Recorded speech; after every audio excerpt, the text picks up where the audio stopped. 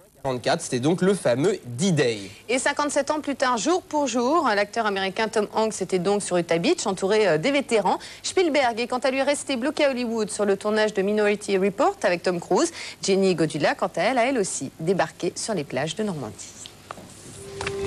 Il y a 57 ans, des milliers de soldats ont été parachutés sur des plages normandes comme celle-ci, nommée Utah Beach. Depuis ce fameux 6 juin 1944, les anciens combattants retournent tous les ans pour commémorer D-Day. Mais cette année, la célébration avait une petite touche hollywoodienne. Il y a plus d'un demi-siècle, ces hommes étaient jeunes et forts, et ils avaient toute la vie devant eux.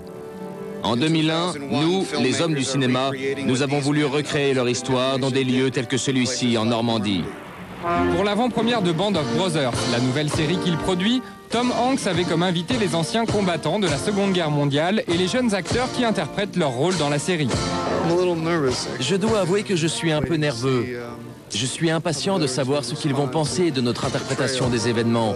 Parce que eux, cette guerre, ils l'ont réellement vécue. J'espère qu'ils seront fiers de nous, de cet hommage. En tout cas, ici, sur cette plage, je me sens vraiment tout petit. Et pour les besoins du tournage, les acteurs ont passé beaucoup de temps au contact des héros historiques qu'ils interprètent. Il m'a donné plein de détails. Il m'a expliqué sa façon de se laver les dents ou sa façon de se coiffer. C'était vraiment le mec le plus propre de son régiment. C'est lui qui joue mon rôle. On est italiens tous les deux. Et oui, d'ailleurs, c'est comme ça que les autres soldats me repéraient. Ils disaient « Oui, encore ce bracani. Il n'y a qu'à trouver la brosse à dents qui a séché accrochée à la branche d'un arbre, il sera forcément en dessous. » Et dans cette série, ils sont 500 jeunes acteurs, inconnus pour la plupart, et très impressionnés par leurs producteurs superstars. Quand Tom est arrivé sur le tournage, il a dit « Ok, qui a ma mitraillette ?» Parce que les armes qu'on avait pour ce film, c'était celles qu'ils ont utilisées dans Il faut sauver le soldat Ryan. Du coup, tout le monde regardait sa mitraillette en disant « Oh mon Dieu, si ça se trouve, c'est celle de Tom Hanks !»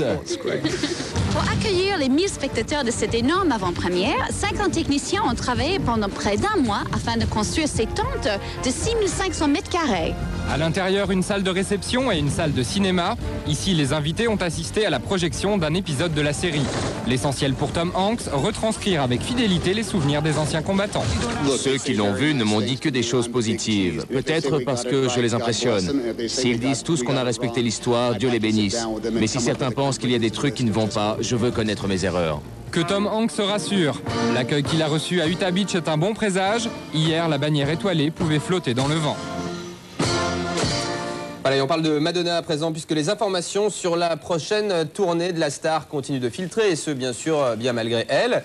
Aux dernières nouvelles, le spectacle devrait se dérouler en 5 actes, qui évoqueront en fait la carrière de la star, de ses débuts jusqu'à aujourd'hui, dont on devrait donc voir Madonna apparaître successivement en punk, en kilt, en geisha, en danseuse de flamenco, et enfin son dernier look en cowgirl.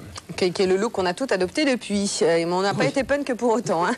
Allez, on reste dans la musique, et c'est Ness qui s'occupe de la musique dans Exclusif, mais avec Ness, c'est jamais la même chose, puisque ce soir, on va bousculer les habitudes et on va aller jeter un petit coup d'œil au classement. Alors attention, IFOP, Snap, Tite-Live, des meilleurs ventes d'albums en France. Terminer les singles. Bonsoir Flavie, bonsoir Frédéric. Bonsoir, oui, Ness. oui, on va un petit peu... escapade, on va dire. Voilà, on va voir. Vous allez être surpris, parce que vraiment, ça n'a rien à voir. Vous allez voir, là, effectivement, le premier constat que vous allez découvrir dans quelques secondes, un bon vendeur de singles n'est pas forcément un bon vendeur d'albums. Résultat, eh ben, c'est vraiment le jour et la nuit entre ce que vous avez pu découvrir la semaine dernière et les semaines auparavant. Et ce que vous allez voir tout de suite. Regardez. Venu tout droit de la planète Marseille, la Funky Family sévit avec l'album Art de rue, ils sont 10e. Il fait partie des meilleures ventes d'albums depuis le mois de septembre. Aujourd'hui, il est 9e, c'est Yannick Noah avec un album qu'il a tout simplement appelé Yannick Noah. Excellent vendeur de singles, Garou fait largement ses preuves côté album avec Seul, il est 8e.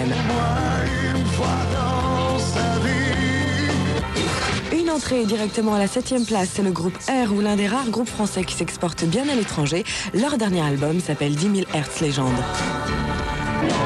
De son côté, Dido a définitivement su séduire le public français et pour preuve, son album No Angel est 6e. Alors, ce qu'il faut retenir dans ce premier classement, c'est bien sûr la performance de Yannick Noah, qui est dans le classement donc depuis maintenant 8 mois. Ouais. Alors qu'il n'est absolument pas dans les singles. Donc, comme quoi, je vous avais pas menti. Il y a une vraie différence, oui. Absolument.